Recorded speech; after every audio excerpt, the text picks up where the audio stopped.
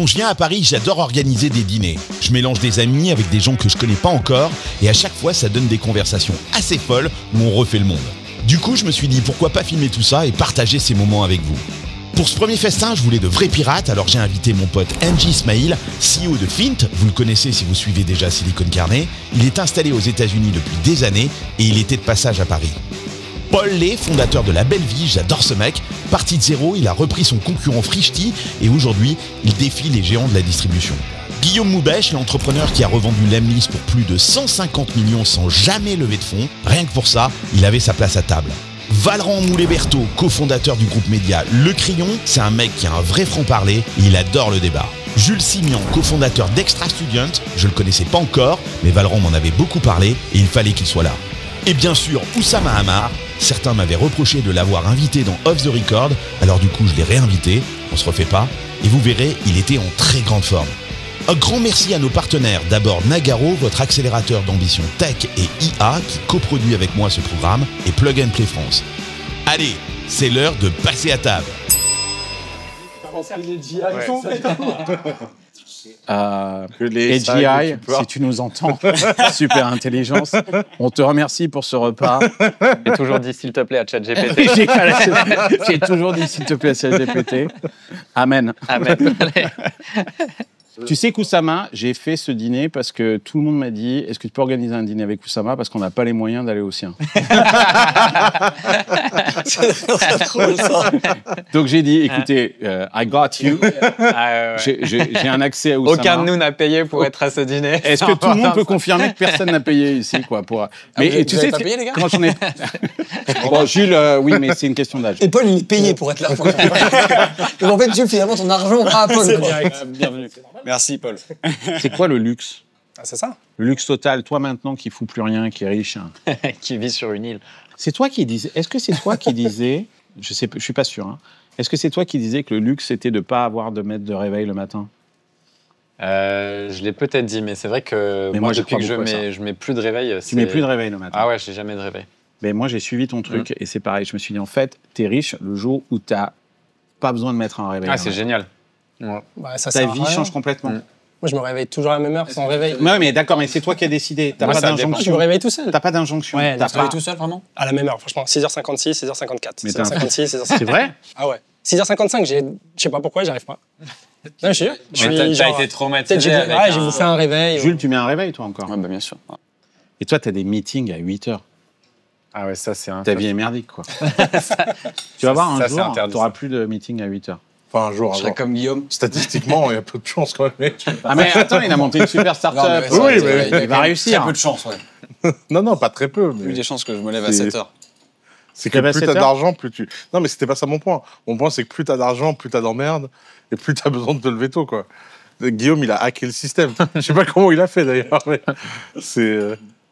En fait, c'est un surdoué du bonheur, Guillaume. Moi, c'est vraiment... Je pense que c'est l'avantage de vivre en C'est joli saison. comme expression, j'aime bien ça, effectivement. Comment? C'est vrai, surdoué du bonheur. Ça te va bien comme vibe. T'es heureux? Non, mais t'es heureux, Guillaume? Ouais, moi je suis super heureux, ouais. Enfin, alors dis-nous. Regarde comment il rayonne. T'as vu le Non, mais sourire c'est vrai, qu'il il a? rayonne. Je sais. Il me fait chier, c'est pour ça que j'ai invité. Il me fait chier, quoi, en fait. Tu prends pas de drogue? de façon récréative de temps en temps. Ok.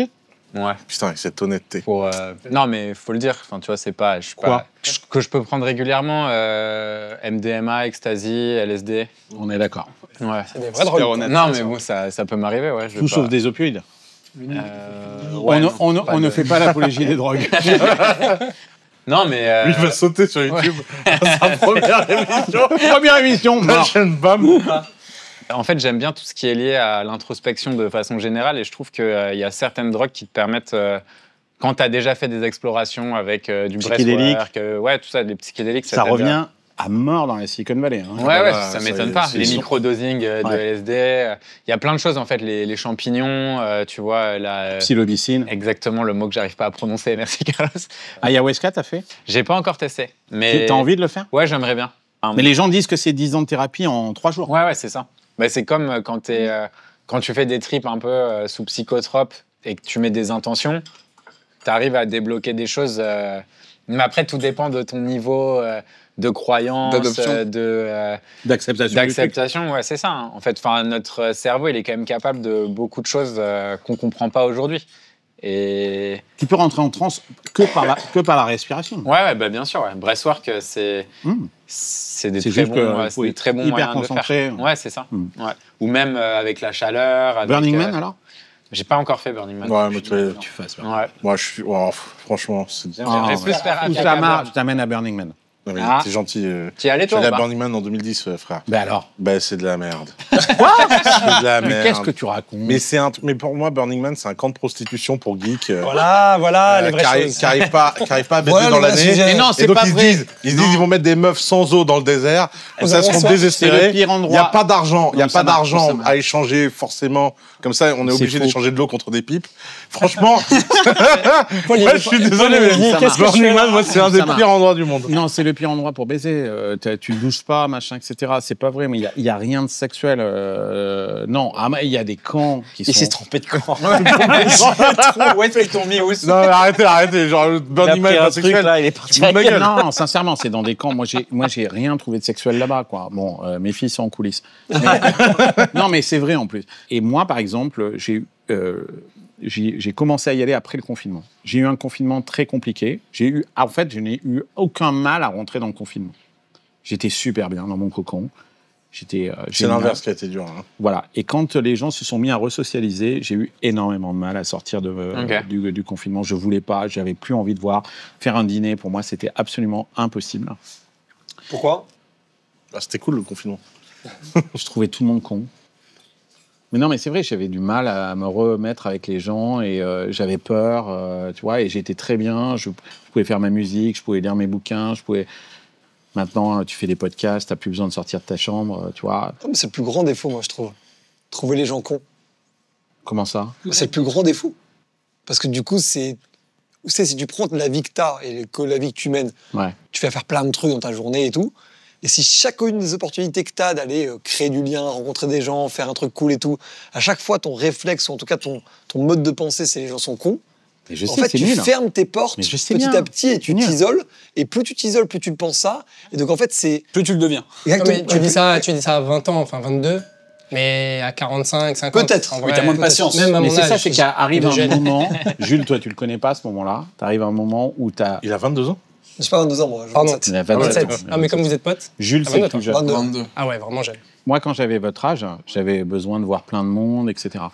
Et comme Oussama le sait, au bout d'un moment, la vie, on te plante des poignards dans le dos. C'est pour ça que j'adore la corrida. C'est des banderilles que tu as sur le dos, où tu saignes, tu as tellement mal, machin et rien. Et c'est dur. Quoi, Mais tu vois. j'en suis Et, convaincu. et le confinement n'a fait qu'accélérer ce fait de me dire, j'ai plus envie, tu vois, du style, j'ai trop souffert. Après, moi j'entends très bien ton point. Hein. Moi, je suis pas du tout un fan des mondanités, de sortir pour voir des gens. Je vois d'ailleurs beaucoup moins de monde que Valorant ou que beaucoup d'autres gens. Tout le monde voit moins de gens qu'on va. Non, mais- Valorant, il voit tout le monde. Non, mais en fait, Je suis c'est beaucoup plus enfermé. J'aime bien être enfermé d'ailleurs. Non, mais Valorant, quand même, il y a un fait, c'est que plus il y a de monde, plus ils sont cons.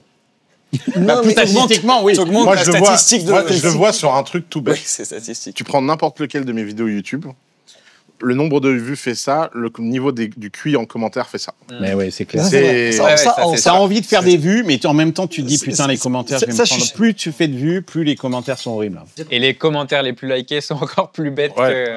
que... La phrase que j'avais entendue, c'est une chaîne qui s'appelle Charisma Uncommon, qui est une chaîne américaine qui est géniale, et il disait en gros, il n'y a rien sur Terre que tu pourrais souhaiter obtenir qu'un autre être humain ne peut pas ou ne va pas te donner. Donc en fait, tout ce que tu peux obtenir en fait de la vie qu'on mène, c'est au final à la fin dans l'autre que tu vas l'obtenir. Alors j'entends bien les histoires d'introspection et tout, T'imagines à quel point c'est faux? mais moi je suis pas d'accord avec ça. Je pense que c'est 100% vrai. Ah bah là, et je- l'autre, bah, c'est un sens très tu vas large. Hein, c'est prendre pas un- juste un autre, c'est Moi, je suis l'autre pas sens. d'accord pour le coup. Quand tu veux quelque chose, faut le prendre. Ouais. Attendre que quelqu'un te le donne, oh mon Dieu, mais. Ah, c'est pas comme ça que je le disais. C'est pas comme ça que je le pensais. Ah, excuse-moi, j'ai compris comme ça. Non, bah t'as raison, faut que je précise. En gros, ce que je veux dire, c'est que ça sert à rien d'avoir quoi que ce soit si jamais, de toute façon, à la fin, il n'y a pas un rapport à l'autre. Que ce soit un rapport familial, amical, Ah, ok. rapport à la communauté. Ça sert à rien de rapport gagner au- si tu gagnes seul. Exactement. Ok. Ça sert à rien de perdre si tu perds seul. C'est pas la Enfin, même, tu vois, il y a c'est vraiment. pas la phrase, ouais. En tout cas, moi, c'est ma vibe. Moi, j'ai 3 associés. je serais tellement malheureux sans eux. J'ai une famille, je serais Ouais, très t'as pas des malheureux sans eux. associés qui t'ont trahi. Non, c'est sûr. Attends, sûr. ça va arriver, Là-dessus- ça va arriver. Non, là-dessus, je parle pas c'est- d'Oussama, moi ça m'est arrivé, j'ai des associés qui sont trahis. Tu sais ce que c'est que d'arriver en conseil d'administration, t'as tes associés, machin et puis on te dit, on te dégage, quoi, en fait, et ton associé qui t'a monté ta boîte, tu t'es battu, t'as été au front, il vote pour te sortir. On veut le nom de la boîte en question. Bah, en l'occurrence, c'était Blue Kiwi. Voilà, il y a prescription, on peut le dire. Mais ouais, Moi, je connais. tu connais l'histoire. C'était mon époque. Ouais, tu connais. Mais c'est dur, hein. Tiens, j'avais pas entendu ce nom depuis longtemps, mais c'est vrai que c'était toi, Blue Ouais. Kiwi. Bah Eh oui, bien sûr. J'ai complètement oublié. Un fleuron. Le Yammer à la française. Ouais. Mais ouais, c'était la première boîte de SaaS en France, hein. Ah ouais, c'est vrai. Ouais. Bah ouais, En c'était 78. Enfoiré. 2006. Mais oui, on parlait pas de la French Tech. D'ailleurs, sincèrement, vous êtes tous pour moi complètement hors normes. Lui là, Il parle pas beaucoup, sincèrement, mais Ouais, il non, est calme, mais. J'écoute, hein. mais C'est ce intéressant. mec, C'est moi, je suis en admiration devant ce mec. Qu'est-ce que tu fais de beau? Moi, je livre des courses, je suis un épicier. Moi. C'est un épicier, c'est Ça l'épicier. s'appelle comment Je ta suis un boîte? livreur. La Belle Vie et Frishti. Ah, ok. Putain, mais lui, T'as racheté Freshly? J'ai repris Frishti. Freshly, ils étaient à The Family, non? Repris. Non, non. Donc moi, je voulais vendre mes premières courses à Oussama. Et je voulais choper en disant « Hey, j'ai lancé un nouveau service qui s'appelle La Belle Vie ». C'était à l'inauguration des bureaux d'Algolia. T'as vu un client, t'as vu un bon client. Il a tourné la tête, il est parti faire autre chose. Je fais « Bon, bah, c'est pas grave. Ça sera pas Oussama notre T'as dit, premier client. il y avait un bon client, ICP. » Parce que je me suis dit, après, j'en veux pas, j'ai... La belle vie. Et tu livres des produits qui rendent heureux? Non, je C'est livre les courses à l'épicier. domicile. Il livre les courses Les à vraies domicile. courses, c'est-à-dire que mes concurrents sont Carrefour et Monop, quoi. Ok. Et Uberic qui livre des courses via ses... Et raconte Ouais, bah, comment tu as eu Uber Eats. l'idée, en fait, parce que c'est ton associé qui a eu l'idée. Ouais, c'est en fait mon associé, ça fait plus de 15 ans qu'on travaille ensemble. Donc, et c'était mon premier patron à Paris. Il avait une start-up et il a mon âge. Et depuis, on ne s'est plus jamais lâché, quoi. Donc, il a vendu sa start-up à un groupe coté. Et puis, j'ai monté ma start-up, qui a marchouillé. Et puis, un jour, il m'a dit, viens, on monte un truc ensemble. Et je lui ai dit, écoute, t'as une idée? Et il m'a dit, j'ai une super idée, on va livrer les recettes de cuisine. Tu vois, les sites comme Marmiton, on va mettre un bouton acheter dessus, on va les livrer dans l'heure. Et j'ai trouvé ça génial. Des Et, ingrédients. Les ingrédients, ouais. Ouais. Et pour arriver à cette feature-là, livrer, aujourd'hui, on livre, je sais pas, 1000 recettes de cuisine. On a mis 8 ans avant d'y arriver. Entre-temps, on a Mais livré... c'est que de la logistique. Ah, hein, c'est- t'expliquais. que de la logistique. Mais la Opération, logistique, ça. on l'a compris un mois après avoir lancé le projet, quoi. On s'est dit, bah, faut maîtriser la logistique parce que si on passe par d'autres plateformes, ça va pas marcher comme on veut. Ils livrent tous en 3 jours ou en 2 jours. Il faut qu'on maîtrise le truc. Et puis, on a trouvé un petit local dans le premier arrondissement de Paris, un Mais ancien là, vous avez fleuriste. fait un truc de malade. Et depuis, on n'a jamais arrêté de grossir, quoi. Ouais. Et ça n'a pas marché au début, ça a été dur. Hein. Ça a été très dur, en vrai. Ça marche. Tes parents, c'est des restaurateurs. Mes parents sont restaurateurs, ouais, ils ont un restaurant à Évry depuis presque 40 ans. Donc moi je viens d'Évry et j'ai eu la chance d'avoir mes parents, Et tu vis encore là-bas. je vis encore là-bas, sur la place de mon quartier et puis je rentrais manger à midi et le soir. Donc, Il a racheté la place. Ce mec, c'est un warrior. C'est un la warrior. place Paul Lé. mais, C'est un warrior, ce mec. mais depuis belle un place. mois, j'ai mis pour le symbole, mais aussi pour le business avec mon associé, on a mis un Frishti là-bas. Ah, Donc Frishti est en grande banlieue, à Évry-Courcouronnes. stylé. Ce que je trouve génial avec vous, c'est que, et c'est pour ça que je voulais que vous soyez là, vous êtes tous dans un truc de revanche. Moi, je suis désolé. Un peu Je en suis revanche. en revanche de rien du tout, moi. En revanche. Non, mais toi, Ah je ouais sais, toi, on a fait un podcast ensemble. En fait, j'ai cru que tu étais un mec qui venait du ruisseau. En fait, t'es un sale bourgeois. J'avais pas compris. Je me suis complètement complété sur le truc. Mais lui, c'est pareil, quoi. Tu vois, tu disais à un moment, tu disais dans un podcast, je sais plus, tu disais, moi, ce qui me faisait chier, c'est que les gens me considèrent différemment parce que j'avais pas de thunes. Ouais, moi, c'était plus. En fait, moi, ce qui me faisait chier quand j'étais petit, c'était plus la façon dont les gens traitaient mon père. Parce qu'il était. Du coup, mon père, c'est plutôt un mec artistique, qui était graphiste, et qui a toujours galéré à faire de l'argent. Et il bossait parfois, il tombait sur des trucs, parce qu'il était quand même assez bon dans ce qu'il faisait. Il tombait sur des grands hôtels, des grandes agences parisiennes, tu vois, qui aimaient son travail, qu'il faisait taffer, et qu'il ne le payait pas, en fait. Et quand mon père essayait d'aller, enfin, tu vois, de se démerder, il se rendait compte que si tu veux récupérer ton argent, il faut passer par des avocats, que ça coûte cher et que ça va coûter plus cher que ce que les gens te doivent. Et donc, il se faisait niquer très souvent, tu vois. C'est quelle horreur. Ouais, c'est l'enfer, mais c'est le système. Ça arrive encore. Hein. Ouais, ça arrive encore. Aujourd'hui, tu as des systèmes de recouvrement et des startups, tu sais, qui se mettent là-dedans. Et... Mais en fait, ça trop coûte chaud. de l'argent. Mais ça te coûte aussi de l'argent, tu vois. aussi. Et moi, ça, j'avoue que ça m'a toujours saoulé. Ça m'a toujours saoulé et c'est un truc... En fait, l'argent, je trouve que c'est un merveilleux outil pour essayer de rééquilibrer certaines choses qui ne le sont pas initialement, quoi. T'as l'air apaisé maintenant. Ouais, franchement, ça va. Tu es témoin. En fait, j'étais ton voisin de bureau à Station F en 2018. C'est vrai? Et je te voyais partir le soir. Ouais, il a des trucs, tac. Le mec, il stalk tout le monde. C'est moi qui te voyais partir le soir. Et tu marchais d'une manière très déterminée. Et quand tu travaillais, tu étais très zen comme ça. Tu étais vraiment concentré, ou moi, je regardais tout le temps. Et ça m'impressionnait. Donc ta réussite, en tout cas, m'étonne pas. Ah, c'est ouf. Ouais. Parce que c'est vrai que les gens, ils étaient... C'est marrant que tu dis ça. T'étais au bloc 8. Ouais, je sais, j'étais à côté. Siège 54. C'était l'endroit où 6 mois, mais tu m'as pas calculé non plus. Putain, c'est comme ouf, Oussama. hein. Tu n'étais jamais venu me parler. Vous l'avez tous ghosté. Vous l'avez tous ghosté. Et en fait, Non, il est en train de non. tous vous la mettre à l'envers. En fait, ouais. Ah, Non. mais trop Je suis stylé. client de l'Emnis, tu vois. Ah. Ouais, non, c'est vrai que les premières années... Mais t'avais cette... Tu partais tout le temps là. T'étais carré, quoi. Tac, ouais, tac, tac. un peu en mode machine, je pense, pendant longtemps. Et tu marchais de manière... tu vois, tu sentais que le mec, il était là pour tout péter, quoi. Il avait une mission. Comment vous regardez cette Startup Nation où on nous a expliqué que il fallait sortir des bonnes écoles, machin. Bon, toi, t'es un peu dans le truc, mais pas tellement finalement. Vous ressemblez pas en fait. French Tech? Ouais. Bah non, moi j'ai adopté le truc parce que pareil, enfin moi j'ai une enfance, parents d'immigrés, enfin franco-tunisiens. Tu vis en banlieue. Quelle banlieue? Moi j'étais 93 et après un peu 18e. Épinay-sur-Seine et Drancy. Et ouais, HLM, machin, un truc. Et Qui a vécu en HLM ici? voilà. C'est pas une gloire. Bon, tu vous, vois. on vous a présenté, vous êtes les mecs du Neuilly, quoi. En fait, on va revenir sur vous. Non, Non, mais mais parce que vous avez une revanche aussi. Ouais.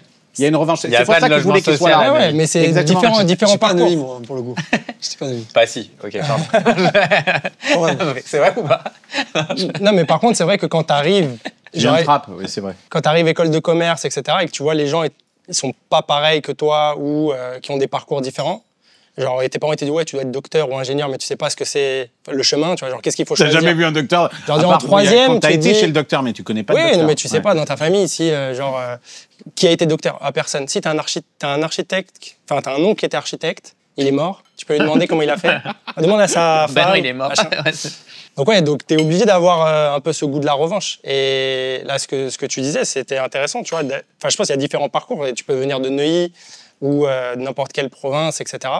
C'est si l'écosystème dans lequel tu grandis, il te ressemble pas forcément ou qui te traite différemment, bah là, tu as envie soit déjà de l'intégrer. Enfin, moi, c'est ça, tu vois, French Tech, et BPI, Station F, tous ces Qui a trucs-là. cru au début, quoi. Non, mais j'y crois toujours. Parce qu'en fait, ça a été mon moyen de me passer dans le... tu vois, les poissons, hop, tu te mets dans le banc de poissons, et après, tu essaies de faire tes trucs. Et en vrai, si tu essaies trop d'être un pirate, pour le... Non, mais c'est compliqué. Non, mais je veux dire, c'est compliqué. Il y a des pirates qui y arrivent vraiment bien, mais en vrai, s'il n'y a pas un moment où tu coules avec la Navy, quoi, avec la Marine nationale, c'est très difficile. T'avais Tu fait te bats Station contre- F, toi, ou t'étais, Non, mais parce que moi, j'étais beaucoup aux États-Unis, donc Ok. San Francisco, puis New York, puis maintenant Miami. Ouais. Et donc, en fait, à la base, on était à Lyon. Mais ouais, j'allais à Station F, je grattais des rendez-vous avec Xavier Niel, là, il a financé ma première boîte. Et puis, tu vois, Elle fait quoi ta boîte? donc, la boîte actuelle s'appelle Fint, et en fait, on fait de l'IA, parce que c'est la mode, pour les départements comptables dans les grandes entreprises. Donc, en plus, c'est un pivot, on avait fait une FinTech avant, mais c'est ma troisième boîte, en fait. Donc, j'ai fait des petites exits, petit à petit, tu vois. Donc toi, tu crois encore que ce milieu va t'accepter? Moi, il m'a déjà accepté. Non. Bah, en vrai, si. Si, moi, je pense qu'il m'a accepté, parce qu'aujourd'hui, je reçois... Enfin, tout ce que je veux en tirer, j'en tire. C'est C'est-à-dire quoi que- être accepté Ouais, exactement. Pourquoi tu penses que non? dans le milieu? Ouais, c'est quoi le... C'est quoi le oui, Après, c'est quoi le en non? vrai, je m'en fous. Enfin, Déjà, Si est-ce j'en- que c'est Parce que utile? du coup, si lui dit oui et que tu dis non, je Ouais, sais pas si déjà, moi je suis accepté ou si toi t'es accepté. En Non, fait, mais tu vois. je vais te dire pourquoi. Parce que lui, il dit oui.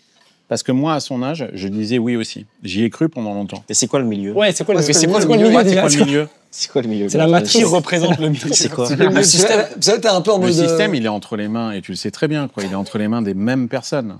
Ça, c'est vrai. Depuis des années. Il n'y a pas de raison que ça change. Mais en vrai, si tu croches, comme on dit. Bah, t'as qu'à regarder C'est- Macron. Macron, il contrôle qui? Enfin, c'est toujours les mêmes personnes. Non, je comprends ce que tu dis. Mais je comprends ce que tu veux dire. Attendez, regardez Mais en la French Tech aujourd'hui, c'est quoi? Oui, parce que quand tu dis la French Tech, tu parles de la French Tech. Et pas de la French Tech en tant que concept. Nous, on est dans la tech. Non, mais tu parles du label French Tech. Tu parles pas de la French Tech en tant que la tech française, quoi.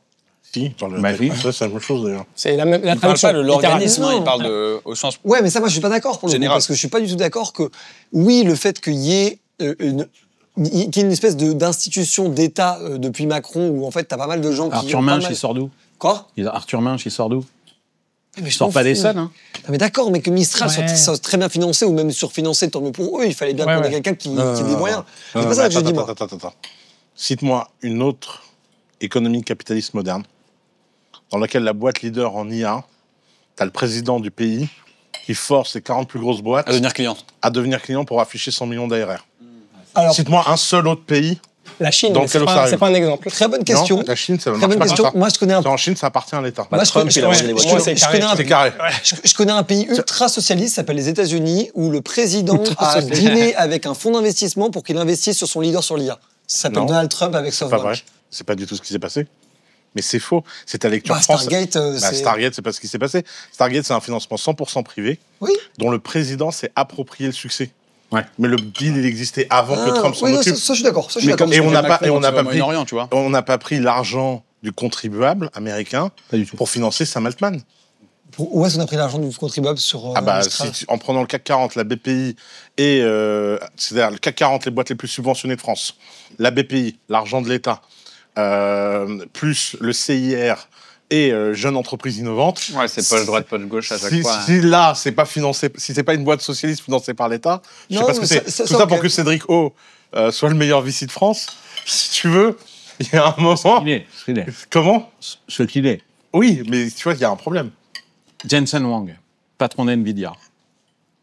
Ce mec est au sommet de tout, quoi. Enfin, je veux dire, aujourd'hui, l'IA profite à une boîte. S'il y a une boîte qui profite de l'IA, c'est NVIDIA. C'est quoi le profil de Jensen Huang? C'est un immigré. Taïwanais, qui est arrivé aux États-Unis. 9 ans. Et ça a été une énorme galère. Le mec n'a pas fait des grandes écoles, etc. Il a travaillé très jeune. Il a l'idée de NVIDIA. Tu vois, on n'est pas du tout dans le même schéma. C'est pas le même schéma. Aujourd'hui, et Zuckerberg, il a fait Harvard, il a drop out. Comment il s'appelle, Bill Gates, il a fait peut-être Harvard aussi, je crois. T'as des exemples, mais c'est pas le sujet. Le sujet, Valvrand, c'est des cartes types. C'est pas l'existence. Non, moi, je veux que tu me trouves un mec en France, qui sort du système, qui se fait pas taper dessus méchamment. Bah non. Mister en face de moi. Je suis désolé. Mister en face de moi, Guillaume. Et complètement dans le système. Tu te fais taper dessus? Non, mais c'est quoi le système? Non, par contre, il faut définir le système, je pense. Ah, donc quelqu'un qui est dans le système. Oui. Et qui est un outsider qui a réussi à rentrer dans le système et qui se fait pas détruire. Mais c'est à quel point t'es outsider? Parce que Niel. Ouais, le mec marié à la fille Arnaud, bien sûr. Oui, mais maintenant. Mais quoi maintenant? Avant d'être marié, depuis le début. Avant d'être marié, il vient d'où? Il vient de Créteil. Mais il a tout payé pour devenir insider, les gars. Mais comment il a payé? Mais il a travaillé, il se paye, c'est normal. Avant, il vient de Créteil. Tout le monde paye tout, c'est le principe. Il n'a pas fait de grande école. Non, c'est pas le principe. Valorant, tu vis dans une bulle parisienne. Tu te rends même plus compte de l'existence de ta bulle. Ouais, je crois. Genre, il y a un moment, tu es dans une aristocratie, on est dans une économie de salon, on est dans une économie de connivence qui est unique au monde dans les démocraties modernes. Qu'est-ce qui fait que la France a un problème sur les startups? Selon moi, c'est que mon analyse, c'est que ma grille de lecture, on n'a jamais eu un exit massif. On n'a jamais eu un Spotify, on n'a jamais eu un PayFit, un Stripe. On n'a jamais eu ces boîtes-là qui après redescendent tout l'argent vers les VC, qui ont fait x100 sur leurs fonds, qui en créent d'autres et qui refinancent tout le monde dans l'économie. C'est pas vrai. On en a eu plein, tu les connais même pas. Criteo. C'est tout dans ton SPV, non? Ouais, exactement. Criteo. Ouais, c'est vrai, ils ont fait de l'argent. Ils ont fait non seulement de l'argent, ils ont créé plein de boîtes. Pigment, ex de Criteo. Comment s'appelle l'autre boîte? Tids, Criteo. Non, c'est... Barotte. Il y a quelques trucs. Le truc, il est pas là. Spotify, ça se cote en... Non, mais c'est vachement intéressant ce que tu dis. C'est 15 milliards. Attends, Valorant. Tids, c'est racheté, c'est 100 millions. C'est pas les mêmes échelles, quoi, tu vois. Non, Valorant, ce qui est vachement intéressant, c'est... Moi, c'est la notion de système avec laquelle je combats, parce que c'est quand même un marché libre complètement fou, où tout le monde défend son intérêt. C'est pas un marché libre, et c'est pas du tout un marché où les gens défendent son intérêt. C'est comme si tu disais, je mets du sel devant la porte, résultat, les vampires sont pas venus, donc ça marche de mettre du sel. S'il n'y a pas d'exit massif en France, C'est parce qu'il est impossible d'atteindre le stade de l'exit massif. En France, on a un tout petit groupe de gens qui contrôlent tous les deals. J'en sais quelque chose, je les ai tous vus. Et moi, je me les suis tous mis à dos parce que je suis le seul mec à avoir dit non. C'est pas pour rien que je me fais taper dessus. Figaro a fait 29 articles sur moi l'année dernière. 29. C'est beaucoup. Tu crois que c'est genre, c'est pas un système qui organise ça? Ils ont fait combien sur Sarkozy? Mais c'est la même chose. Et en fait, à un moment donné, le système, c'est un tout petit groupe de gens extrêmement liés, toujours invités aux mêmes soirées, qui vont dans les mêmes clubs, qui se fréquentent dans les mêmes institutions et qui contrôlent l'économie française comme aucune autre économie financée. Et comme ils sont cons comme des chèvres, ils n'arrivent pas à gagner plus d'argent. Parce que le capital de connivence français, c'est un capital qui a une haine de l'argent. Il faut surtout pas trop gagner, il faut surtout pas trop montrer de réussite, il faut surtout pas être bling-bling, il faut surtout pas d'excès. Et c'est ce que dit Guillaume aussi. Et donc, il faut être entre soi. D'ailleurs, c'est pour ça qu'ils mentent tous sur leur niveau d'exit, ils mentent tous sur leur niveau d'argent. C'est tous des clochards, mais des clochards qui sont reçus à l'Élysée, qui font des selfies, et qui agitent la coupe de champagne. Et qui payent 70% d'impôts, et ils seront trop heureux de payer 70% d'impôts. C'est un pays timbré économiquement. Oui, mais pour le coup, je vais reprendre un truc, tu avais dit ça dans un podcast de Sans Permission, et donc je vais reprendre tes mots et pour savoir si tu penses la même chose de la France. Tu avais dit, en parlant de Davos, c'est complètement ridicule qu'on fasse des questions de complot autour de Davos parce que c'est juste une compétition économique entre les plus gros acteurs mondiaux.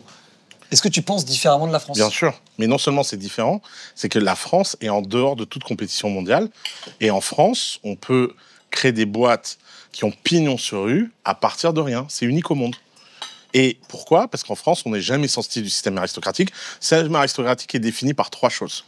1, c'est un système de cours. Donc, comme à l'époque, il y a des salons, on se reçoit, on s'aime tous dans le salon, et dès qu'on sort, on se crache tous dessus.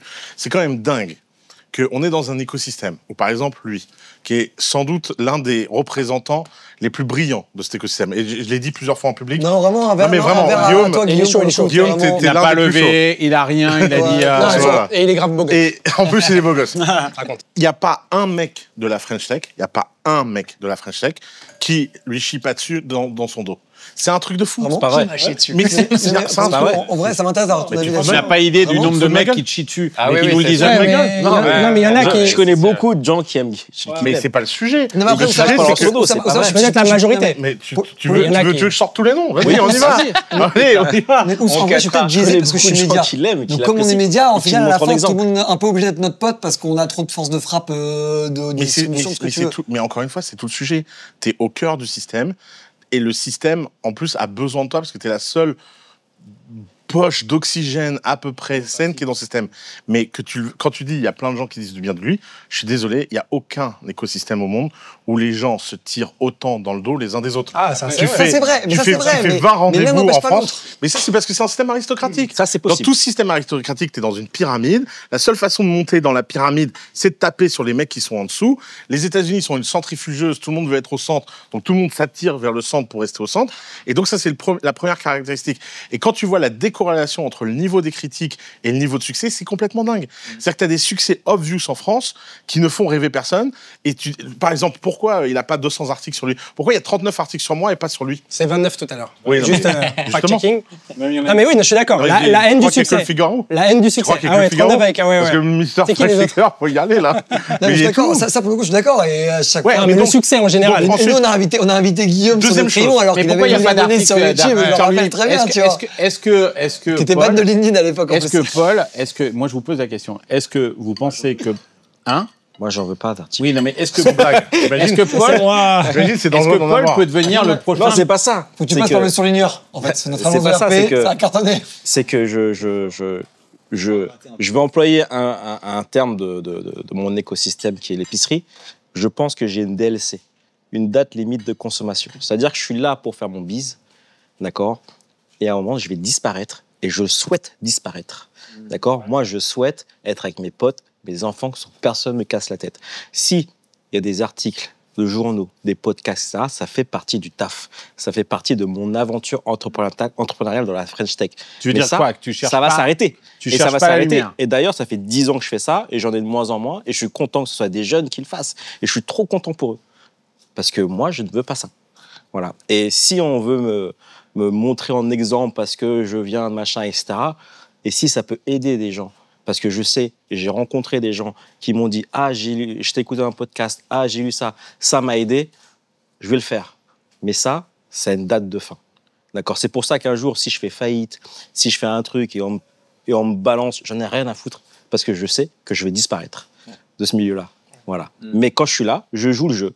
Et dire que la French Tech, le système, c'est pas bien, au moins il existe, au moins ils essayent de faire des choses. Bon, après, est-ce qu'ils essayent d'ouvrir, est-ce qu'ils ouvrent des portes? Ah, mais c'est un truc. Ben, ils en ouvrent. Mais quand je paye. Il faut les prendre. Mais il faut les prendre, les portes. Mais je suis d'accord avec lui. Mais non, mais c'est normal que tu sois avec toi. Mais Tu faut l'as les dit prendre. toi-même, tu Oui. viens gratter à cette Mais porte. bien sûr, tu viens gratter. Mais t'es obligé. t'imagines qu'on obligé de fait gratter. ça avec l'argent de monsieur et madame tout le Ouais, monde. mais ça, de toute façon, les Français, ils adorent payer ça, des c'est impôts. normal, Tu veux ouais, quoi ouais. Tu veux mettre dans quoi Tu veux mettre dans quoi Mais franchement, non, mais c'est fini. Mais Tu vas pas dire que. Je sais qu'en enfer, il y a une place dédiée aux gens comme vous. Pour tous les mecs. Et pour tous les Mais mecs. moi, j'habite en Pour tous les Floride. mecs qui n'ont pas respecté cet argent. Mais c'est terrible, en fait.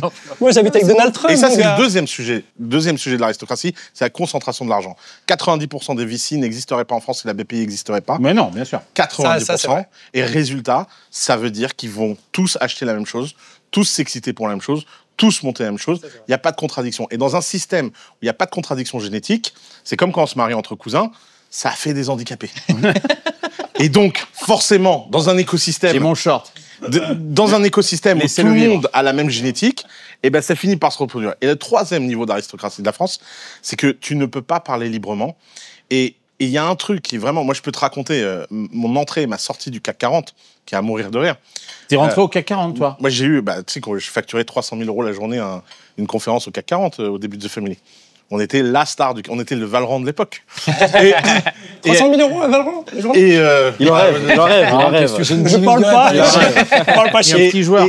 comment on avait fait pour faire ça? On avait embauché Miguel de Fontenay, Ah oui. qui était le CEO de Mazar. Il prenait sa retraite, il est venu chez nous, il a créé Moi, je pensais que Pathfinder. c'était le fils de celle qui avait le chapeau, là. Non, non. Geneviève, moi. Non, rien à voir avec Geneviève. Miguel de Fontenay, D'accord. CEO de Mazar, extraordinaire, il est venu à The Family. On le payait 1,9 million par an de salaire. What?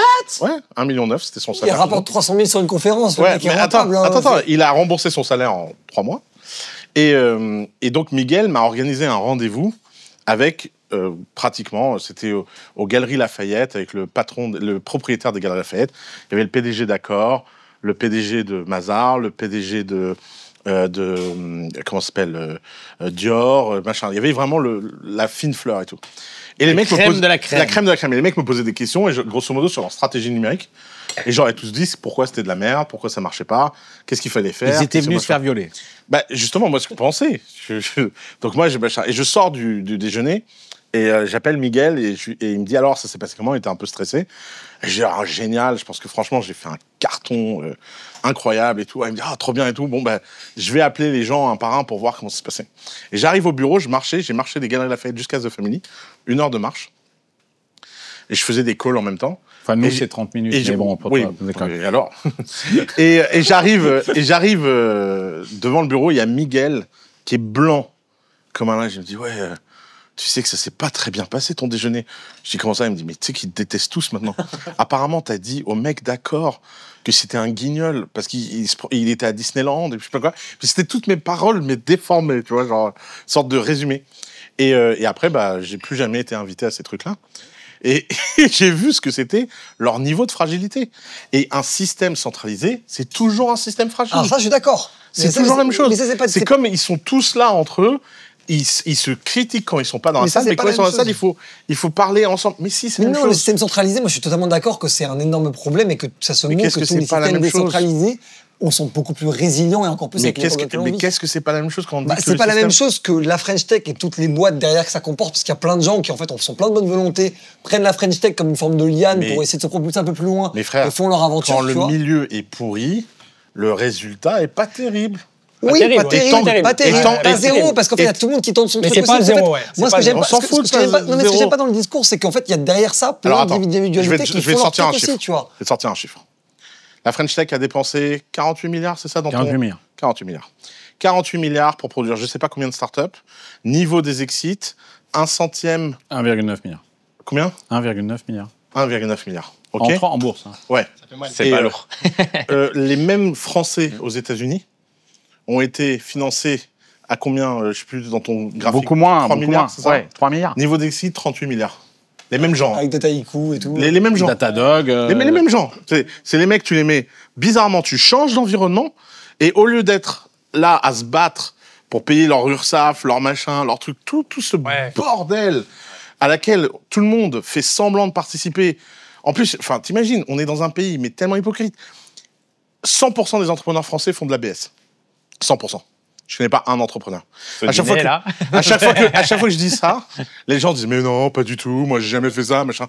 On est dans un pays où tout le monde sait que tout le monde est hypocrite, on sait que le système est débile, mais on sait que le seul mec qui va se prendre sur l'ABS, c'est le mec qui va se faire dénoncer par quelqu'un. Ah, bravo, hein. C'est vraiment, alors là, formidable la démocratie. ABS, c'est pas pour les voitures, hein, juste pour les gens qui nous écoutent. Avec bien sociaux. Nous, on a pris un contrôle l'année dernière. C'était des gens qui... Vous ont dénoncé? Ouais, et on l'a su par... bon, je dirais pas comment on l'a su, mais en fait, le contrôle, il a duré 1 an. La meuf, elle était... Enfin, bon, ils ont fait des trucs un peu louches et tout. Au final, on n'a rien lâché. On a pris des très bons avocats pour certains trucs. Ça s'est retourné contre eux. À la base, ils devaient nous redresser de 800 000 €, tu vois, d'impôts à payer. Au final, c'est eux qui nous devaient 150 à 200 000 balles. Ah ouais, t'es un très bon avocat. Mais parce que nous, on a toujours fait les choses de façon très carrée, mais en fait... Même en faisant les choses carrées, en fait... Ouais, non, mais tu sais, tu peux toujours avoir, surtout quand tu es à l'international, au niveau de la TVA, il peut toujours y avoir des trucs qui sont un peu complexes, etc. Mais en gros, ce qui s'est passé, c'est que... Enfin, ce qui est assez ouf, c'est que la meuf qui nous a contrôlés, elle était arrivée par délation, tu vois. Ouais, ça, moi, je trouve ça ouf. Et t'es en France. Tu sais, c'est des gens qui sont de l'extérieur qui... Parce que moi, tu vois, je partage les chiffres. Tu sais combien ça rapporte la délation en France? Ah, ben ça doit être énorme. Non, mais c'est le pourcentage. Le mec qui fait la délation. Ah, il récupère de l'argent. 20% du redressement. Mais non. Si. Ouais, c'est un métier. Moi, je reviens ici. C'est un métier. Donc, je bossais ici, moi. Allez, qui veut parier? C'est un dispositif de la loi française. Quand tu dénonces un crime fiscal, tu peux négocier avec l'administration fiscale. Je comprends que ça motive de entre 10 et 30%. Ah, mais attends, moi, j'ai une liste, là. C'est un business. Je suis riche. Je savais pas. Bon, mais il y a tellement de gens. Non, délation. Pardon. J'aimerais bien qu'on parle des médias, parce qu'on a Valran qui est là et que c'est un sujet super intéressant. Oussama qui est un média lui-même. Mais toi qui deviens aussi, quoi. Et toi aussi. On devient tous un média. Toi aussi, c'est Icône Carnet qui ouais, quand même. Formidable, un média incroyable. Mais j'aimerais bien qu'on parle de ça et de... Moi, je suis très impressionné par ces entrepreneurs qui deviennent des médias. Guillaume en est un exemple. Jules, vous faites pas grand-chose, hein, d'ailleurs, hein, vous sur TikTok. Ah, moi, mes marques, si, mais moi, non. Toi, non. Ouais. Personnellement, tu le fais pas. Pourquoi? Non. Parce que justement, c'était ce que j'étais en train de me dire. Dans tous les cas que vous avez cités, on tombe sur des entrepreneurs qui se sont mis en avant. Et par exemple, toi, tu disais que tu as pris un contrôle. Peut-être parce que aussi tu as donné tes chiffres, tu as été transparent, et donc des gens sont devenus jaloux parce que tu avais tout. Il y a plein d'entrepreneurs qui ne se sont pas mis en avant et qui sont richissimes aujourd'hui, qui, comme ils ne sont pas connus en fait du système et du grand public, ne sont pas désistés en fait. Donc j'ai aussi cette crainte de... T'inquiète, leurs femmes finissent par les dénoncer. Ouais, il y a toujours quelqu'un dans... Non mais j'ai cette crainte du coup de... Déjà, c'est vrai que tu contrôles ce que tu dis, mais pas vraiment, parce que d'ailleurs, on peut aller chercher 30 secondes sur 1 minute 30 et faire de toi un clown. Et je pense que tu pourras témoigner de tout ça. C'est quelque chose. Et deux, est-ce que ça m'amènerait du business Est-ce que ça m'amènerait du business non, pas vraiment dans ce que je fais. Je comprends Valran, qui pour le coup, lui, le fait parce que ça nourrit quelque part ce qu'il fait. Mais moi, je pense que j'ai pas d'intérêt à le faire. Hein. Toi non plus, Paul, t'es pas trop... T'es invité dans les podcasts. Hein. Ouais, on m'invite. On a un pote en commun qui est Rassem. Voilà, je suis de Legal Place. Ouais, très bien. Lui, il est en train de devenir un truc de malade. Je le vois partout sur YouTube. J'ai eu la chance d'investir au début, je suis trop heureux. Ah, ouais. Stylé. J'ai une photo de lui au-dessus. Merci. Non, mais en fait, moi, je trouve Rassem de Legal Place, Mounir de Finari, toi, c'est des gars que j'aime bien. Ouais, ils sont cool. Mounir est très fort. Ils sont très smart. J'investis dans les deux, merci. Mais non, mais moi, je trouve qu'on parle pas assez de ces gens-là. Moi, c'est ce que j'allais te dire, c'est qu'en fait, j'ai l'impression qu'on réduit la French Tech en tant que, on va dire, organisation sur le côté un peu petit événement que ça couvre, et on oublie en fait la tech française de manière globale, où il y a plein de trucs très cool. Vous parlez de Mounir, qui est un gars absolument incroyable humainement, en plus des trucs. Oui, mais il va pas agiter des coupes de champagne. Mais en fait, on s'en fout le côté coupe de champagne. Je pense que vous avez arrêté sur les ornements de la République. Tu viens de répondre à tout ce qu'on vient de dire, en fait. C'est que tous ces gens-là, du coup, ne font pas partie de cet écosystème-là. Pas parce qu'ils ne veulent pas, mais parce qu'ils sont pas... Mais ça, j'en sais rien. Parce que la réalité, c'est qu'il y avait, par exemple, la Paris Creators Week, tu vois. Il y avait avec Jocaris. avec Jokaris, il y avait un truc du trophée du meilleur entrepreneur, donc moi j'ai été nommé dedans, je crois d'ailleurs que tu étais nommé dedans aussi, de ce que tu veux. C'est Mounir qui l'a remporté, il l'a très bien mérité, et je me serais senti bien mal à l'aise de le recevoir devant Mounir ou Guillaume, tu vois. Mais il était là-dedans. Alors, je sais pas si ça fait partie de la French Tech, mais c'était à la station. Mais non, c'est l'écosystème. C'est l'écosystème. Oui, mais en gros, ce que je veux dire, c'est que l'idée de croire que les écosystèmes sont, il y a un peu le côté French Tech ou pas French Tech, c'est faux. Tout est entre les lignes, en fait. Moi, je comprends l'idée que vous voulez défendre. Et d'ailleurs, je suis pas forcément en désaccord avec l'idée que vous voulez défendre. Qu'il y ait une forme de petit milieu qui regarde un peu les choses d'une certaine manière, finance les choses d'une certaine manière. Moi, là où je suis pas d'accord, c'est qu'en gros, c'est tout passe par ce prisme ou rien ne passe par ce prisme. Alors qu'en fait, les choses, elles sont au milieu de ces trucs-là. En fait, nous, on a reçu le président de la République et pourtant, on a reçu Oussama sur le crayon. Quel média a fait ça? Aucun. Et pourtant, on existe aujourd'hui et personne nous cancelle nulle part. Parce que juste, en fait, à la fin de la journée... Attends, beaucoup de gens veulent, mais... Attends, on va donner des noms. Des gens que t'aimes pas, là, on va dire. Vous avez pris un scud énorme, là, cette semaine, avec Frontières, là. Ah ben, c'est quoi ce truc? Non mais il y avait un peu une sorte de magazine Frontières extrême droite. Ça fait plaisir, ça. Non mais c'est pas mal. Ah, tu sais quoi? Attends Valran, à un moment je me suis demandé si vous l'aviez pas acheté. De quoi? Non mais parce que... T'as acheté Frontières? Non mais je me suis dit à un moment, est-ce que des meilleurs achats à faire, Carlos, que ça quand même. Non mais je me suis dit parce que tu sais qu'il y avait eu des bruits de chiottes comme quoi bon le crayon machin, en fait c'est des petits gars de droite machin nanana. Et je me suis dit ils ont fait un coup avec Frontières et qu'ils les dénoncent quoi en fait à mort. Mais ça, c'est complètement con comme truc, parce qu'il y a des gens qui veulent prouver qu'on est de droite parce que Pierre-Édouard Sterrin a 3% du capital. Donc, en fait, quel est le poids de décision des 97% restants? Et il y a l'autre côté des gens qui veulent prouver qu'on est de gauche parce qu'il y a Niel qui a 3% du capital. Je suis Niel est de gauche, moi. Et il y a un moment, il y a un truc un peu absurde dans cette histoire-là où t'es en mode... Mais du coup, mais vous pensez tous les deux qu'on a influencé de l'autre côté du bord parce qu'on a un investisseur de l'autre côté du bord, alors qu'aucun des deux peut-être reconnaître que 6% du capital versus 94%, ça n'a pas un poids énorme. Et en fait, c'est même... Enfin, là où je trouve que mais pourquoi tu veux pas dire que t'es de droite? Je comprends pas. Mais parce que je suis pas de droite, en fait, tout simplement. T'es pas de droite? Je suis pas de droite, moi. Et je me reconnais pas du tout dans les politiques qu'on a en ce moment en France. Et je pense que le statement du crayon, c'est justement de se dire qu'en fait, les politiques qu'on a en France, ils sont en dessous de tout. Et c'est ça qui crée la crise démocratique. C'est un homme politique. Vous imaginez même pas qu'en fait... Moi, il se bat contre lui aussi, il se bat contre des stéréotypes. Parce que tu sais pourquoi on te dit ça? Mais parce que t'es pas issu du ruisseau, que machin, nanana. Et donc, on t'a collé une étiquette, toi aussi. Oui, mais en fait, moi, le truc, c'est que je vis pas en combat contre ça ou en combat pour ça.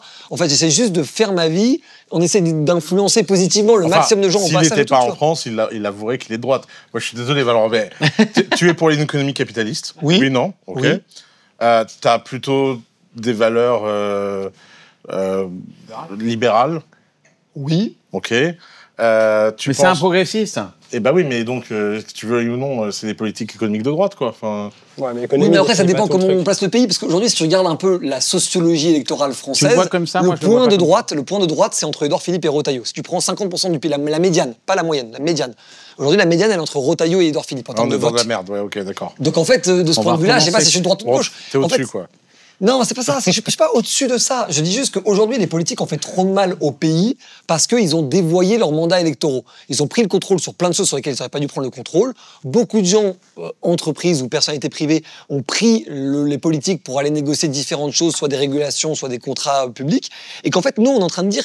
On s'en fout de tout ça. Essayons juste de reconstruire un peu le dialogue, parce qu'aujourd'hui, le truc dont on se rend pas compte, c'est que les gens en gros, de la droite dure, ou l'extrême droite, comme on veut peu importe comment on va l'appeler, les libéraux et la gauche, ou la gauche radicale, elle te déteste aussi. Mais en fait, tout le monde me déteste et tout le monde m'adore, en fait, ça dépend des gens, tu vois. Ça dépend juste des gens. Moi, j'ai des amis qui sont dans chacun de ces putains de cases, en fait, et des amis proches. Et en fait, c'est juste... comment lui, il se voit comme le prochain Auchan. Bon, c'est le prochain. Il va faire Walmart. C'est plus Walmart. Tu vois, lui, c'est plus ayant un peu d'ambition. Donc lui, c'est le prochain Walmart. Toi, t'es le prochain quoi alors? Je sais Bolloré pas. ou Pigasse? Je sais pas. Moi, en fait, c'est Bolloré ou C'est Pigasse? Ken, quand même. Il est argentin, lui. En fait. Assume un peu, non, parce que c'est trop. Non, je veux pas devenir un homme politique. Pourtant, franchement, tu vas comme ça. Mais non, moi juste mais moi j'ai même pas voter pour toi, même sans le vouloir. Je t'entends parler. Franchement, j'ai envie de voter pour toi. Je vais lancer un mouvement pour voter Valorant. Angie Smal a voté. Franchement, le W. En vrai, vous me faites peur parce que moi, en fait, c'est pas mon but. Pour bien le connaître, il ne veut pas mais il est victime de... Non, mais en gros, il va y aller. Et comme tu sais aller là où... Pour vous expliquer, parce que le vent, il va y aller. je suis entrepreneur, donc je peux le dire une bonne fois pour toutes. Mais filmez. Moi, ma thèse... Rachad, on boit rien. Moi, ma thèse depuis le début, c'est qu'on vit dans une culture française où on attend toujours quelque chose, en gros, de quelqu'un au-dessus de nous. Ah bah oui, il te prend 70% de ton pognon, donc... Ah ouais. Mais sauf que pour moi, la meilleure manière d'organiser une résistance, qu'elle soit à gauche radicale, libérale, ou à droite radicale, ou extrême droite, peu importe les termes qu'on veut employer, c'est de s'auto-organiser. Et la meilleure manière de le faire, c'est pas de le faire en clan, c'est de discuter avec tout le monde. Parce qu'en fait, et tu l'as bien vu avec Johan du Canard Réfractaire, en fait, il y a plein de points de convergence, même au sein de désaccords idéologiques. Oui, mais c'est bien la preuve. Et la réalité, c'est que nous, en plus, on a fait une preuve de concept, donc on est même allé plus loin que ça, et on a fait une Civic Tech qui a fait 3,5 millions de téléchargements en l'espace de 3 mois et demi. On a été la 9e application la plus téléchargée sur les stores en 2022. Il y a eu une période où on était même devant Tous Anti-Covid, qui était une application obligatoire, c'est quand même un délire. Le gouvernement, sans citer qui, quoi, parce que je cherche même pas des coupables, en fait, dans cette histoire, mais ils ont fait une application pour dialoguer avec les citoyens. Ils ont mis 2-3 millions sur la table, ils ont eu 100 000 utilisateurs. C'est ça, moi, mon point. Mon point, il est juste là. Il est que si on arrête de se retourner vers les responsables, mais qu'on se regarde soi-même dans la glace en se disant c'est nous les responsables de ce qui se passe, et qu'on est capable d'aller créer des trucs stylés, en fait, on crée, comme je te disais tout à l'heure, un système beaucoup plus décentralisé, où les citoyens sont prêts, peuvent peser de tout leur poids, en fait, dans le pays, parce qu'ils créent des initiatives privées. Et en fait, c'est notre responsabilité à tous, parce que mine de rien, au plus on avance, plus on va gagner de l'argent. Et typiquement, un mec comme toi, on a déjà beaucoup gagné. Mais si on arrive à mettre des 10, des 15, des 20 000 balles dans des trucs citoyens qui aident... Je peux pas me faire enlever, moi, s'il te plaît. C'est pas ce que je dis. Mais en gros, ce que je veux dire, c'est que des hélices, tu trouves des SWAT teams, tu peux en faire des dizaines, en fait, et dans tous les domaines. Et si on veut montrer l'impertinence de l'omniprésence de l'État, c'est comme ça qu'on arrivera à le faire, en montrant qu'il y a de l'alternative. Parce que sinon, moi, je peux très bien aller sur les grandes gueules de RMC ou sur M6, comme je l'ai fait pendant 2 ans, en disant « Ah là là, ce qu'ils font, c'est pas bien ». Mais en fait, c'est quoi le crédit du discours derrière ça? Le crédit du discours, c'est de dire « Bah voilà, j'ai fait ça, qu'est-ce que vous en pensez ?» Et là, les gens vont dire c'est génial, c'est nul, c'est génial, c'est nul. C'est le principe de l'entrepreneuriat. Mais c'est ça qui est intéressant. Ouais, c'est mieux de faire que de commenter, quoi. Parce que même les politiques, ils n'ont pas de pouvoir aujourd'hui. La réalité, ils sont tous bloqués par l'Assemblée, par les médias, par les contre-pouvoirs, par les grosses boîtes. En fait, tout le monde est bloqué aujourd'hui. Donc, si tu veux être débloqué, il faut être entrepreneur. Il faut partir d'en bas. Et c'est ça que moi, je défends, en fait, comme modèle. Et toi, ta vision, Oussama, je suis assez curieux de savoir par rapport à Dubaï, d'avoir un peu, tu vois, le parallèle, comme maintenant, ça fait quelques années que tu vis là-bas.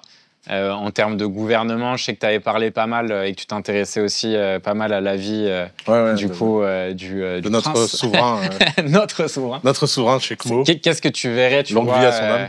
Parce que je sais que tu es aussi, même si y a des moments où tu es très critique envers la France, je sais que c'est aussi un pays que tu aimes. Ah oui, j'adore la France. Et on a ce côté en France où on est très critique. Et je pense que... Non, mais moi, je pense qu'il y a un moment où... on a raison d'être critique. On doit mettre les gens... Quand, par exemple, tu dis, ouais, ils essaient de faire des choses, moi, je déteste les gens qui essayent. Ouais. Yoda, il a dit, there is not such a thing as a try. You do or you do not.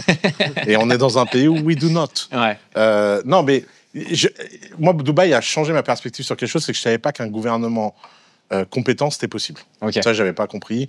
J'avais une vision de l'entrepreneuriat, c'est des gens compétents, le gouvernement, ils sont incompétents, et puis c'est pas grave. Et c'est comme ça, quoi. Ouais, et c'est comme ça. On l'a vu avec Musk, que quand on a essayé l'inverse, ça marchait pas non plus. Ouais, mais parce que encore une fois, il a pas, tu vois, on lui a pas donné non plus les moyens de pouvoir être. C'est difficilement le donner plus quand même. Hein. Ah bah ouais, si, mais on c'est pas pouvait le lui temps. donner. On pouvait lui laisser du temps, lui pas lui demander de faire du résultat. En 3 mois, il lui tapait vrai. dessus toute la journée en lui disant qu'il allait retourner en Afrique du Sud. Ouais. Mais c'est payé combien un fonctionnaire à Dubaï? Très cher. Voilà. Le point, il est là, en fait. C'est là. Ouais, en France, fonctionnaire, c'est votre garage. À Dubaï, Singapour, c'est des métiers qui sont recherchés. Singapour, ils ont même du variable. Mais bien sûr. Ouais. C'est incroyable, le variable dans la fonction publique, c'est magique comme concept. Ouais. Donc, ça, c'est la première chose. Deuxième chose, c'est que j'avais pas compris. En fait, moi, ma thèse, c'est que les démocraties participatives, ça fonctionne pas. Qu'on cache tous la tête dans le sable face à ce problème qui est un problème philosophique très grave, que le contrat social écrit au XVIIIe siècle, au siècle des Lumières, est complètement à côté de la plaque, qu'on a raté l'enjeu de l'éducation, on a raté l'enjeu de développement, on a raté l'enjeu de sécurité, on a raté l'enjeu de bien-être, on a raté tous les enjeux et on ne veut pas faire face au fait qu'on a raté. Et donc, on se comporte comme si c'était sacré, que la démocratie était sacrée, alors qu'en fait, c'est un système qui, aujourd'hui, a besoin d'une véritable rétrospection philosophique, du même niveau que celui des Lumières.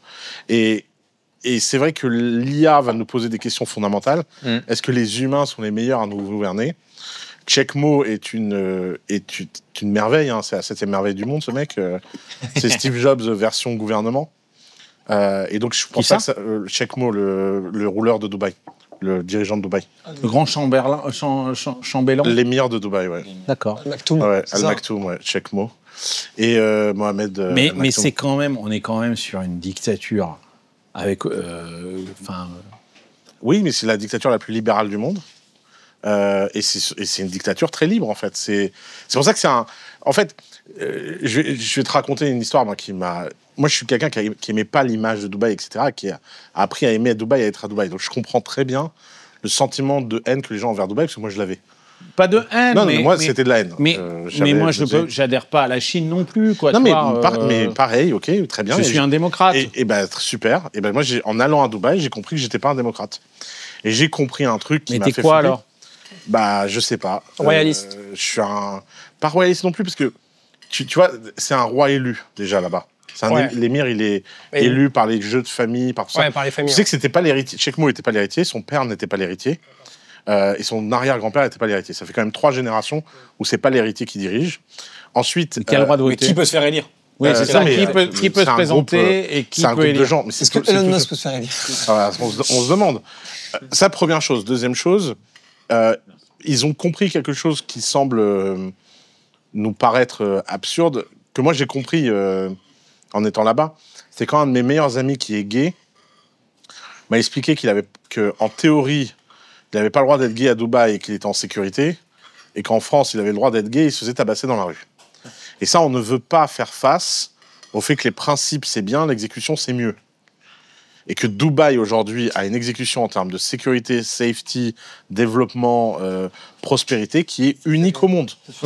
Et que donc, en fait, tu peux leur opposer tous les principes, toute la philo que tu veux, ils n'empêchent, ils sont dans un sans faute en termes Sauf que tu ne peux pas critiquer le pouvoir en place. Mais t'as pas besoin de critiquer. Qu'est-ce que t'en as à foutre? Oui, forcément. Et il fait super bien son travail. Checkmo, il va dans la rue. Moi, je n'ai jamais eu de déférence et autant d'admiration pour un homme politique de ma vie.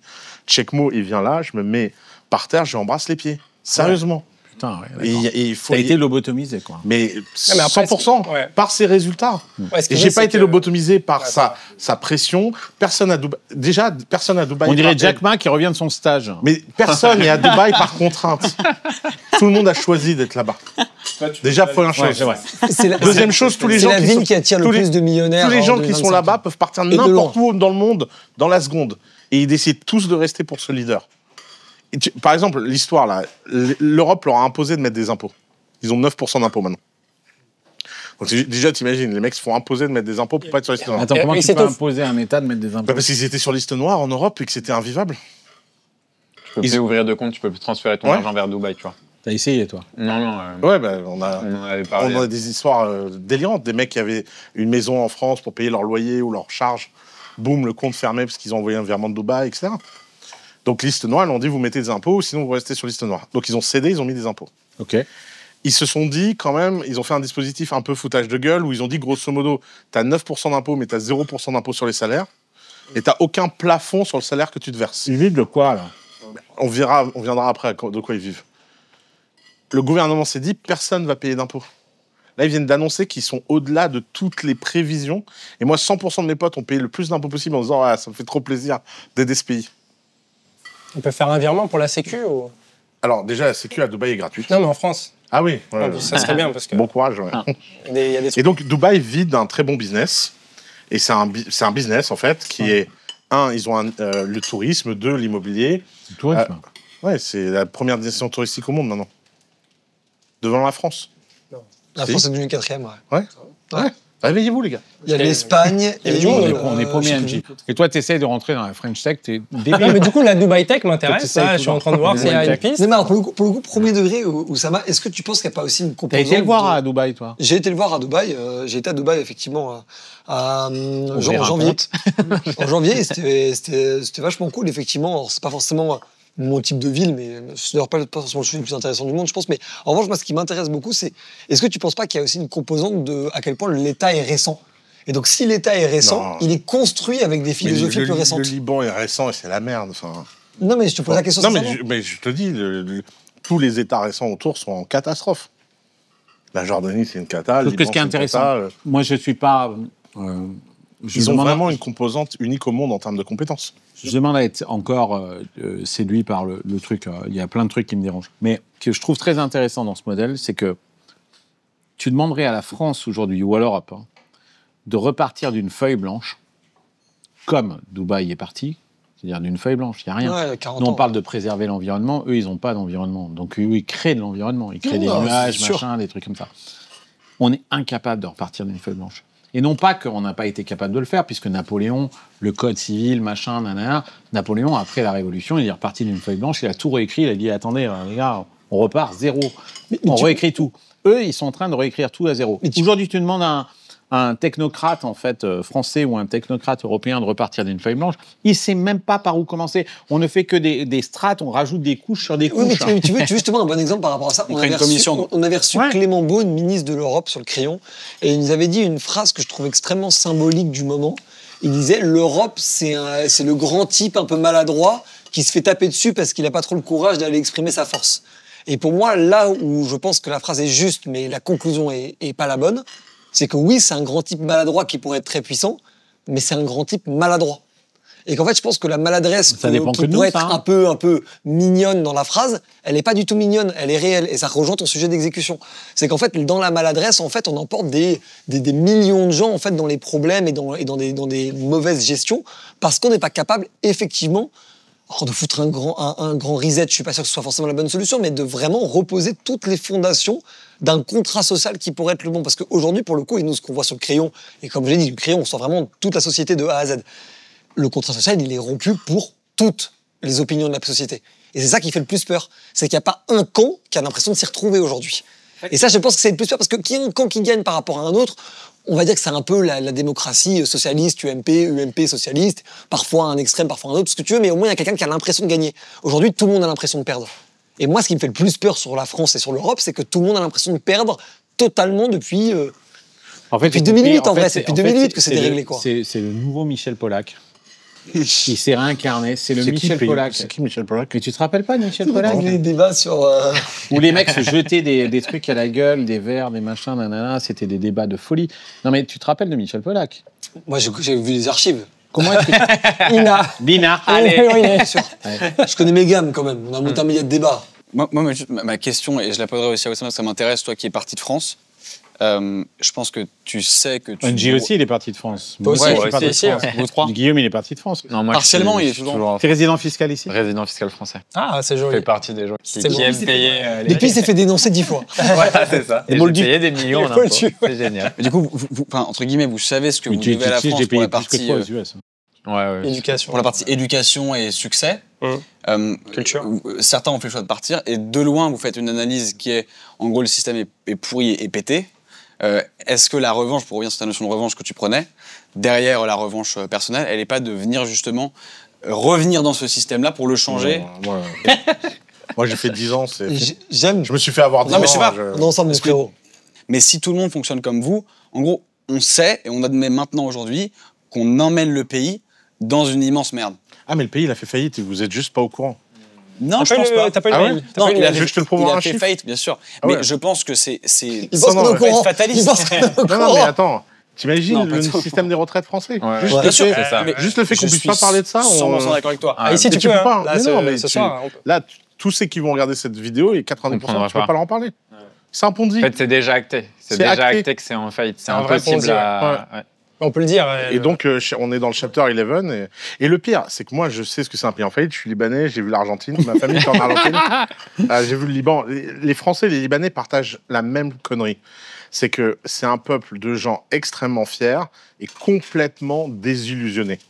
Les Libanais, ils se prennent des bombes sur la gueule. Ils sont là, tout le monde vole dans la caisse. Leur banque centrale, c'est n'importe quoi. Leur monnaie, c'est n'importe quoi. Leur banque, on n'en est pas là, quand même. Ouais, bien sûr. Alors là, de l'intérieur, je vois des choses que tu vois pas, je pense. Et les Libanais te disent, Habibi.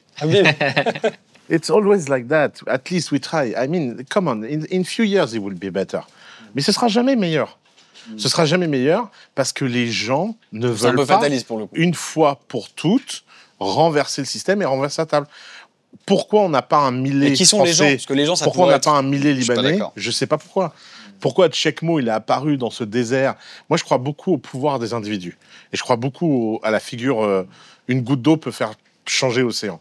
Et je sais pas pourquoi il apparaît pas en France. Mais parce On a que eu si, Napoléon, ils s'en vont. on a eu Napoléon et C'est depuis- notre projet. Nous, ils s'en vont.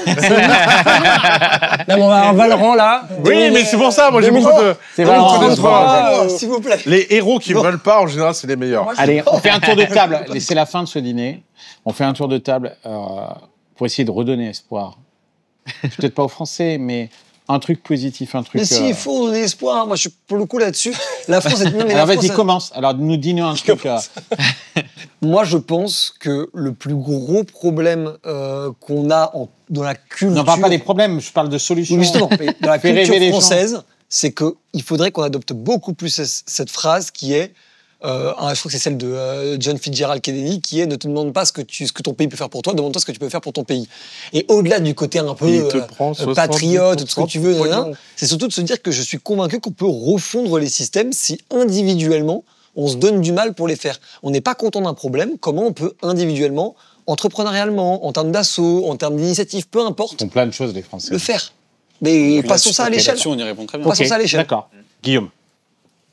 Non, moi j'avoue que je suis plutôt optimiste sur la France, même si il y a clairement des problèmes au niveau gouvernemental. Je trouve qu'il y a quand même une dynamique qui est assez forte. Moi, j'investis pas mal dans des boîtes et je trouve qu'il y a plein de gens qui ont envie que le système bouge. Je pense que d'un point de vue fiscal, honnêtement, quand tu t'y prends un petit peu avec des gens compétents, c'est pas aussi... Tu peux contourner le système. Non, mais non, c'est pas que tu peux contourner le système, c'est juste que le système est fait d'une manière où globalement... Mais il est beaucoup plus punitif aux US. Oui, c'est exactement ça. En fait, globalement, en France, enfin, tu vois... En Californie. Ça dépend dans quel état. Ouais, En Californie. N'importe quel entrepreneur, tu vois, qui se structure avec sa boîte et sa holding, globalement, ne se fait pas ouvrir par l'État et à partir du moment Et il où... vit comme un pauvre. Ça dépend, tu vois. Enfin, Mais non, mais si, regarde. Non, les gens vivent cachés. Oussama, sois positif. On a dit qu'on était positif, bordel de Positif, merde. ça. Positif Mais c'est génial. attitude. Non, mais il y a beaucoup de gens qui... En fait, il y a beaucoup de gens qui, je pense, vivent cachés, sont encore avec la mentalité plutôt de l'ancien temps. Mais je trouve que dans les nouvelles générations, je vois quand même des gens qui 100%. qui ont envie de se démener, qui se bougent, qui ont un impact au quotidien, qui créent de l'emploi, qui créent des aventures entrepreneuriales qui sont belles, où il y a... En transparence. Ouais, une belle transparence. Et poussé par vous, les gars, aussi, en vrai. Bah, vous avez, eux, en fait, vous avez poussé globalement- aussi ces trucs-là, en vrai. Enfin, moi, je sais qu'en tout cas, moi, je suis un enfant de ces Bah, Oussama, toi, t'as inspiré énormément de personnes et que pour le franchement, coup, t'as eu un faut pas impact. Tu renier renies cet les héri- enfants, Oussama. Non, mais il ne faut pas renier cet héritage culturel, parce que la réalité, c'est que ça a Non, créé mais plein de belles boîtes en Tu les as France aussi, foutus tu dans vois. un bus, tu les as amenés en classe verte et tu les as lâchés au milieu du bois et tu T'as dit, t'es il y a maintenant retourné il y a chez des vous. loups, je me casse. Il y a des loups, je me En casse. fait, c'est de ta faute, quoi.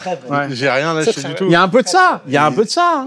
Il les a foutus en classe verte Très et vrai. machin, etc. Ouais. Il les Ouais, a moi, mis je au me milieu du rappelle, bus, et puis maintenant, il a dit j'étais des à merdes. SL, je regardais les Des merdes vidéos d'Idiot. d'Oussama des familles. Mais puis même, je tu voulais vois, monter une boîte en France. T'étais à Station Merci. Paul, fais-nous rêver. Qu'est-ce qu'on fait Où est l'espoir?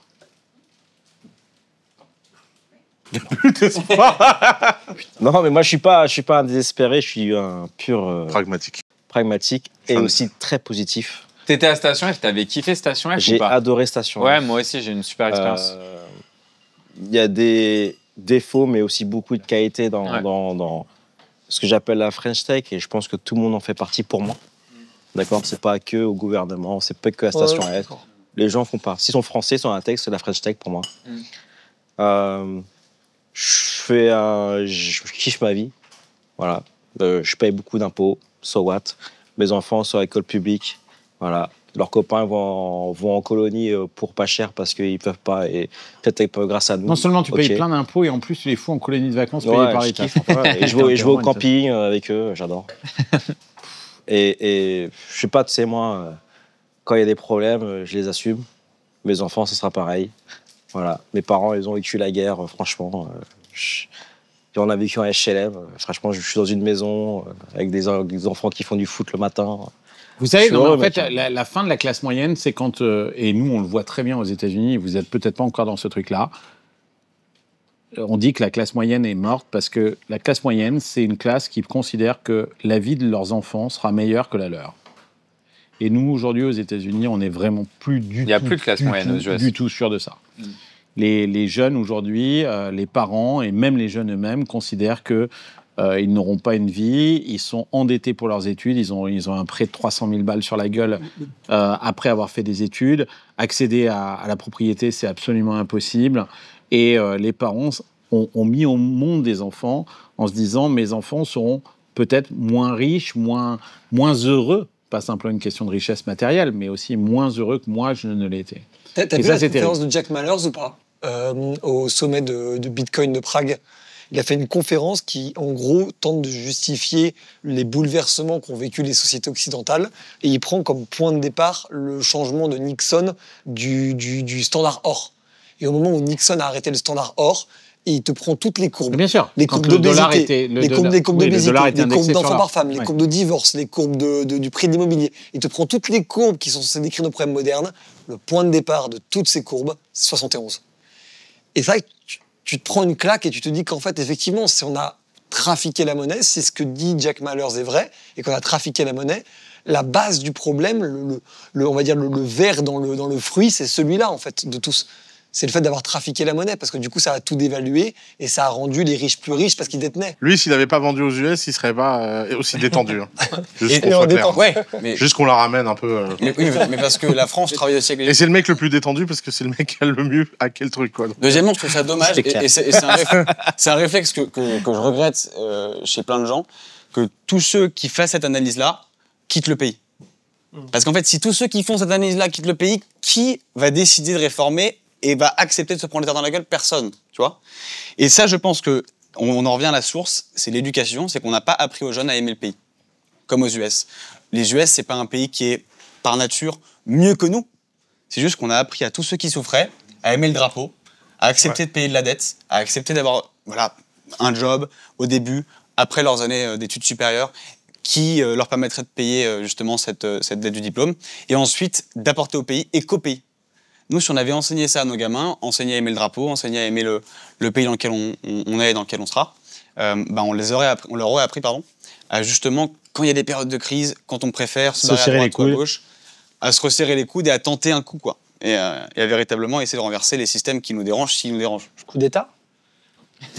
Coup d'État, on prendra pas les armes, mais en tout cas, on peut prendre... Et pourquoi pas 14 juillet bientôt, les gars. La guillotine. Mais regarde, il y en a qui le font par les mots, tu vois, ça fonctionne. Ouais, c'est vrai. Et là, on vient de tous le faire par nos mots. Donc, Bon, en tout cas, je pense que vous êtes merveilleux, quoi, en fait. Et j'étais super content de faire ce dîner avec vous. Merci, Carlos. Merci pour l'invitation. Merci à toi d'avoir organisé ça. Hein. Franchement, chapeau. Ouais, c'est ça de réunir en finale. On ne pense pas tous pareil, mais on est ravis de discuter ensemble. C'est mieux que le Covid, quand même. Au final. Mieux que le Covid. Au final. Je vous adore, les gars.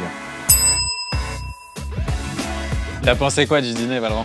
Moi, j'ai kiffé. Franchement, j'adore quand on réunit des gens qui ne sont pas d'accord. Et donc, du coup, là, c'était le cas. Une petite sphère d'entrepreneurial, donc il y a quand même un background commun. Mon message à tous ceux qui vont écouter cet épisode, ce serait de leur dire que si beaucoup expliquent que le système n'est pas fait pour vous, qu'il vous ment... Non, ça t'a plu? Franchement, bien. Hein.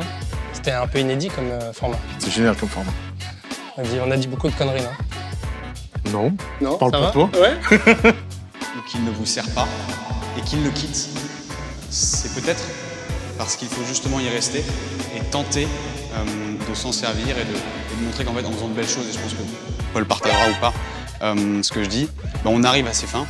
C'est toujours intéressant, des générations différentes, des opinions différentes, des lieux de vie différents, et pas ça qu'on aime dans les dîners, quoi. C'est ça les vrais dîners qu'on veut voir.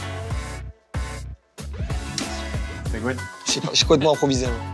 En fait, il n'y a pas de système. Il y a juste vous, vos projets et votre volonté, votre ambition qui derrière vous servira et vous permettra de devenir ce que vous voulez devenir, ce que je dirais.